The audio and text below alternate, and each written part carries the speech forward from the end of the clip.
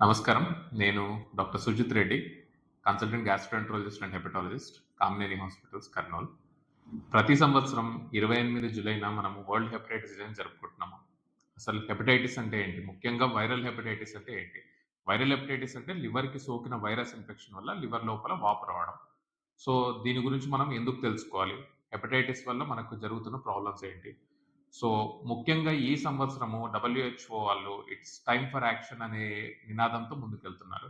So, ఈ hepatitis వల్ల ప్రపంచంలో ఎటువంటి ఇబ్బందనేది జరుగుతా ఉంది. ప్రపంచంలో 30,00,00,000 మంది జనాభా ఈ హెపటైటిస్‌తో బాధపడతా ఉన్నారు. ముఖ్యంగా హెపటైటిస్ బి, హెపటైటిస్ సి బారిన పడి ఉన్నారు. ప్రతిరోజు 6,000 మంది కొత్తగా ఈ ఇన్ఫెక్షన్ బారిన పడుతున్నారు. ప్రతి 30 సెకండ్లకి ఒకరు తమ ప్రాణాల్ని ఈ హెపటైటిస్ వల్ల కోల్పోతా ఉన్నారు.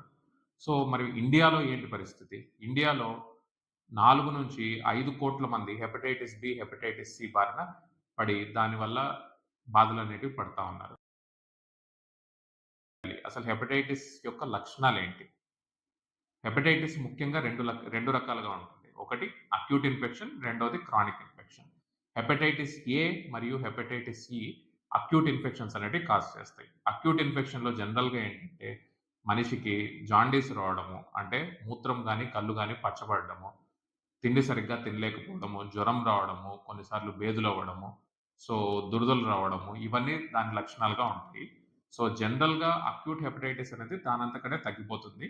దీనికి ఎటువంటి నాటు వైద్యాలు, వేరే వేరే వైద్యాలు వాడాల్సిన అవసరం లేదు. జనరల్‌గా సింప్టమాటిక్ ట్రీట్‌మెంట్‌తోనే అది అదంతటనే తగ్గిపోతుంది. సో, క్రానిక్ హెపటైటిస్ అంటే ఏంటి? క్రానిక్ హెపటైటిస్ అంటే జనరల్‌గా లివర్ లోపల వైరస్ ఇన్ఫెక్షను జనరల్‌గా ఎసిమ్ప్టమాటిక్‌గా ఉంటుంది. అంటే ఎటువంటి లక్షణాలు లేకుండా వైరస్ అనేది లివర్ లోపల ఉంటూ లివర్‌ని డ్యామేజ్ అనేది చేస్తుంది. ముఖ్యంగా hepatitis B, hepatitis C chronic హెపటైటిస్‌ని కాజ్ చేస్తాయి.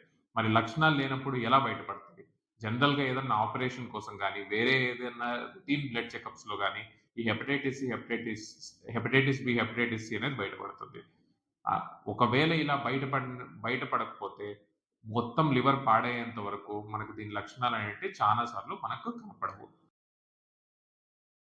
సో, లివర్ పాడైన తర్వాత ఎటువంటి లక్షణాలనేటివి కనిపిస్తాయి. సో, ముఖ్యంగా పొట్ట ఉబ్బరం రావడం, పొట్ట లోపల నీళ్లు రావడం, కాళ్ళ వాపులు రావడము, కళ్ళలో జాండీస్ రావడం, కళ్ళు పచ్చబడ్డము, యూరిన్ పచ్చబడ్డము, జాండీస్ రావడము. సో, అండ్ రక్తవాంతులవ్వడము. ఇవన్నీ మనకి క్రానిక్ హెపటైటిస్, సిర్రోసిస్ యొక్క లక్షణాలు మనకు కనిపిస్తాయి. సో, హెపటైటిస్ బి, హెపటైటిస్‌ను బారిన పడకుండా మనకేమన్నా జాగ్రత్తలు తీసుకోవచ్చా?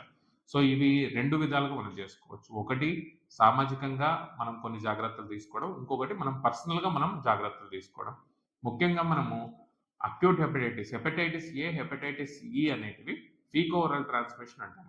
సో, క్లీన్ వాటర్ శుభ్రమైన నీరు తాగడం గాని, లేదంటే చేతులు బాగా కడుక్కోవడం వల్ల మనం దీన్ని ప్రివెంట్ అనేది చేయొచ్చు. Hepatitis B is a vaccine preventable infection అంటాం.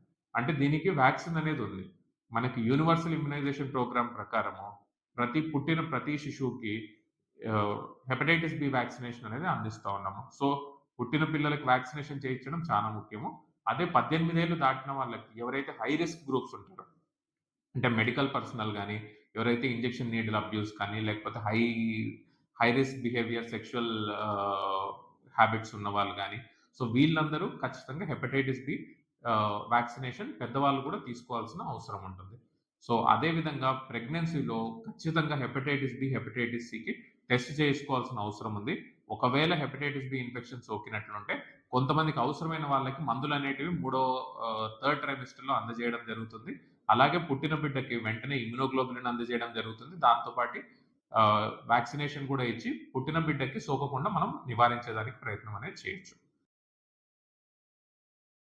So, already hepatitis B, hepatitis C infection బారిన పడిన వాళ్ళకి ట్రీట్మెంట్ అనేది ఎలా ఉంటుంది?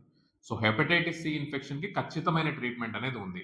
హెపటైటిస్ సి ఇన్ఫెక్షన్‌కి జనరల్‌గా 3 సిర్రోసిస్ లేని వాళ్ళకి 3 నెలల ట్రీట్మెంట్, సిర్రోసిస్ ఉన్న వాళ్ళకి 6 నెలల ట్రీట్మెంట్ తీసుకుంటే 95% ఈ ఇన్ఫెక్షన్ అనేది బాడీ నుంచి క్యూర్ చేసేసి కంప్లీట్‌గా దీని నుంచి నివారణ అనేది తీసుకోవచ్చు. కానీ హెపటైటిస్ బి జనరల్‌గా ఒకసారి శరీరంలోకొచ్చి క్రానిక్ ఫేజ్‌లోకి వెళ్ళిపోయిన తర్వాత అది కంప్లీట్‌గా బాడీ నుంచి బయటికి పోవడం అనేది జనరల్‌గా జరగదు. దీనికి అవసరమైన వాళ్ళు ప్రతి ఇయర్ దీని లెవెల్స్ ఎలా ఉన్నాయని టెస్ట్ చేసుకుంటూ, లివర్‌లో ఏదన్నా వాపుందని టెస్ట్ చేసుకుంటా, దీనికి ఏదైతే మనకు ట్రీట్మెంట్ అవైలబుల్‌గా ఉందో అది తీసుకుంటే లెవెల్‌ని కంట్రోల్‌లో పెట్టుకుంటే దీనికి ఫర్దర్‌గా వచ్చే కాంప్లికేషన్స్ జనరల్‌గా కాంప్లికేషన్స్ అంటే దీనివల్ల లివర్‌లో గడ్డలు ఏర్పడేదానికి, ట్యూమర్, క్యాన్సర్స్ ఏర్పడేదానికి కూడా ఆస్కారం ఉంటుంది. దాన్ని మనం ప్రివెంట్ చేసుకోవచ్చు. మరియు లివర్ డీకంపెన్సేషన్ అంటాం. లివర్ కంప్లీట్‌గా ఫెయిల్ అయిపోయేసి కడుపులో నీళ్లు రావడం, రక్తవాంతులు అవ్వడం అనే దాన్ని కూడా మనము ప్రివెంట్ చేసుకోవచ్చు. సో, హెపటైటిస్ గురించి మనం అవగాహన పెంచుకుంటూ పోదాము. దాన్ని నివారించేదానికి మన వంతు కృషి అనేది మనము WHOకి కానీ, గవర్నమెంట్‌కి కానీ అందిద్దాం.